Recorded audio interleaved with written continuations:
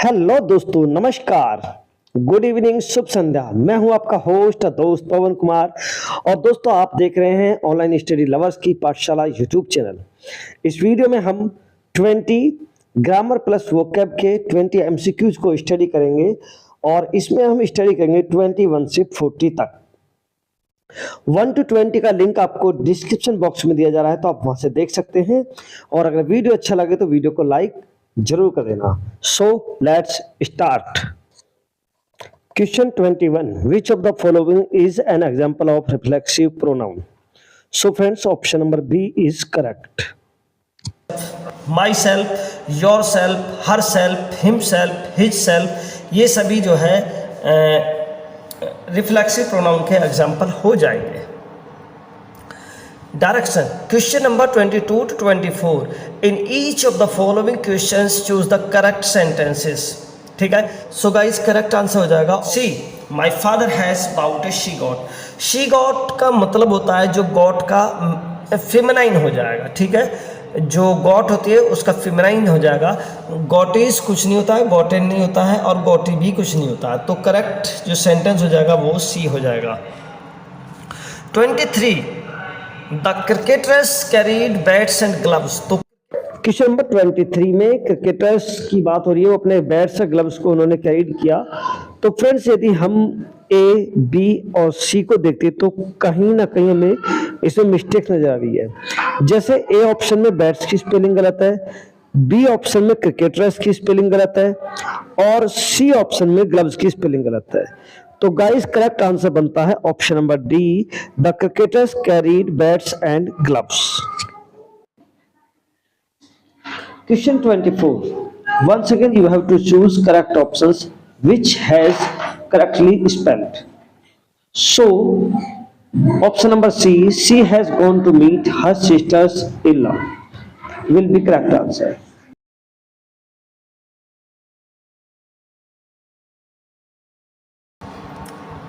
Next, which of the following expression is correct? निम्नलिखित में से कौन सा एक्सप्रेशन जो है वो करेक्ट हो जाएगा? यहाँ पर सही आंसर हो जाएगा आई हैव। ठीक है, आई हैव का जो शॉर्ट फॉर्म होगा वो होगा I have. Which of the following pairs is mismatch? निम्नलिखित में से कौन सा पेयर मिसमैच है? तो फ्रेंड्स, सिंपल प्रीपोजिशन एट ठीक है, कंपाउंड प्रीपोजिशन एट भी ठीक है और फ्रेजल प्रीपोजिशन अलोंग विद ये भी ठीक है। तो participle preposition in case of ये गलत है। इसमें अगर आईएनजी हम ऐड करेंगे तब वो पार्टिसिपल प्रीपोजिशन बनेगा। 27, in which of the following the adjective is not followed by correct preposition? तो निम्नलिखित में से कौन सा एडजेक्टिव है जो करेक्ट प्रीपोजिशन को फॉलो नहीं करता है? तो गाइज यहाँ पर सही आंसर हो जाएगा शूटेड फॉर मनी। ये करेक्ट प्रीपोजिशन को फॉलो नहीं करता है। ठीक है, नेक्स्ट क्वेश्चन होगा, with reference to the use of punctuation marks which of the following statement is not correct? ये बहुत अच्छा क्वेश्चन है। यहाँ पर पंक्चुएशन मार्क के हिसाब से आपको देखना है कि कौन सा सही नहीं है। हमें पंक्चुएशन के पर्पज से देखना है। Come and don't delay. तो फ्रेंड्स, जब कॉमा और आगे सेमी कोलन दिया गया होता है तो कम, और जब एक जैसी पार्ट्स ऑफ स्पीच को हम दो बार लिखते हैं तो पहली के पहले हम कॉमा लगाएंगे और सेकंड के बाद में हम एंड लगाएंगे। तो ये सेमी कोलन जो होता है ये एंड का काम करता है। ठीक है, और 150 कॉमा साउथ वेस्ट ब्लॉक ये भी ठीक है। तो फ्रेंड्स, जब हम किसी चैप्टर का नाम लिखते हैं तो हम वहाँ पर ये जो कॉलन होता है उसका प्रयोग नहीं करते हैं। नेक्स्ट क्वेश्चन होगा 29, विच of the following idiomatic comparisons is not correct? कि निम्नलिखित में से कौन सा आइडियोमेटिक कंपैरिजंस जो है वो करेक्ट नहीं है? तो friends, to catch a chill ये ठीक है, कैच ए चिल का मतलब है ठंड लगना। टू बी ऑल ईयर्स ये भी ठीक है और टू कट कैपर्स ये भी ठीक है और साइट फॉर सोर ईयर्स ये गलत हो जाएगा। ठीक है, तो इज नॉट करेक्ट पूछ रहा है ये, तो ये वाला ही करेक्ट नहीं है, तो ये ऑप्शन सही हो जाएगा। नेक्स्ट क्वेश्चन देखेंगे, which of the following is mismatch with reference to a word antonym sequence? कि एंटोनिम सीक्वेंस के पर्पस से कौन सा इनमें से करेक्ट नहीं है। तो फ्रेंड्स करेक्ट आंसर यहाँ पर हो जाएगा आपका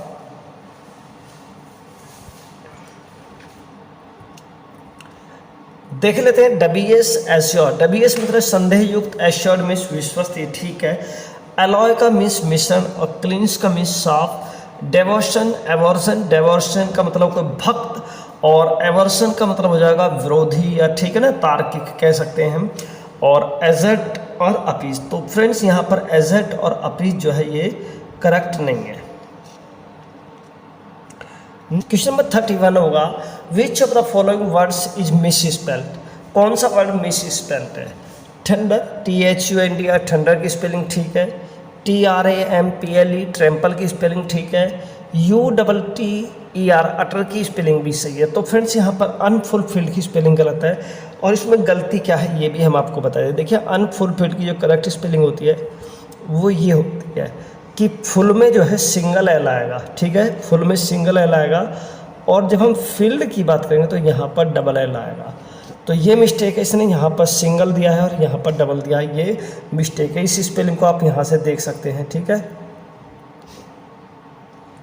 नेक्स्ट देखेंगे question number 32 and 33 which of the following verbs is not followed by correct preposition. तो निम्नलिखित में से कौन सी जो वर्ब है वो करेक्ट प्रीपोजिशन को फॉलो नहीं कर रही है। तो friends option number 1 deal in cash और option number 2 feel for you, option number 3 live on earth और एंड फ्रॉम नाउ।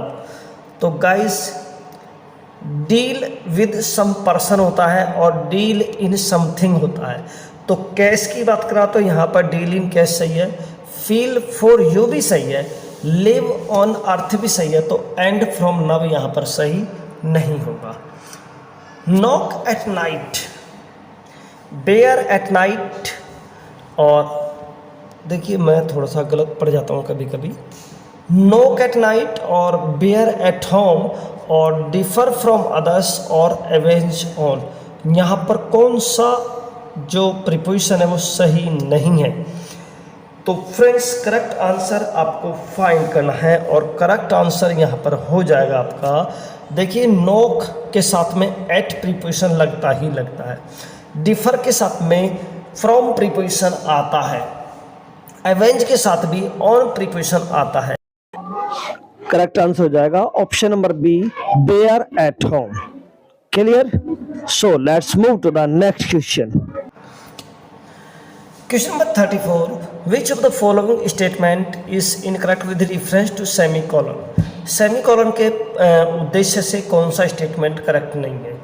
तो फ्रेंड्स चलिए देख लेते हैं वन बाय वन क्या क्या ऑप्शन हमारे पास हैं। Semicolon is used between two independent clause, देखिए दो स्वतंत्र यानी इंडिपेंडेंट क्लाउज के बीच में सेमीकोलन यूज किया था। बताया था हमने कि एंड के स्थान पर इसको यूज हम कर लेते हैं। The semicolon is use between comma and full stop, ये भी बात ठीक है कि अभी एक ऊपर हमने सेंटेंस आपको कराया था, आप बैक करके भी देख सकते हैं। और he was a brave man and we all honoured him, यहाँ पर एंड आएगा तो एंड के लिए हम सेमीकोलन का प्रयोग कर सकते हैं, यहाँ पर भी आपको ये ऑप्शन में दे दिया गया है। तो friends the semicolon is use to separate two clauses, two clauses को सेपरेट करने के लिए सेमीकोलन का प्रयोग नहीं किया जाता है, वहाँ पर कॉमा का प्रयोग किया जाता है, तो ये गलत हो जाएगा, ठीक है। यानी यही जो सेमीकोलन के यूज के लिए सही नहीं है। नेक्स्ट होगा which of the following pairs is mismatch with reference to masculine feminine gender sequence. So beau belle, lad lass, hart roe और अर्ल फ्रेयर, तो ये सही नहीं होगा।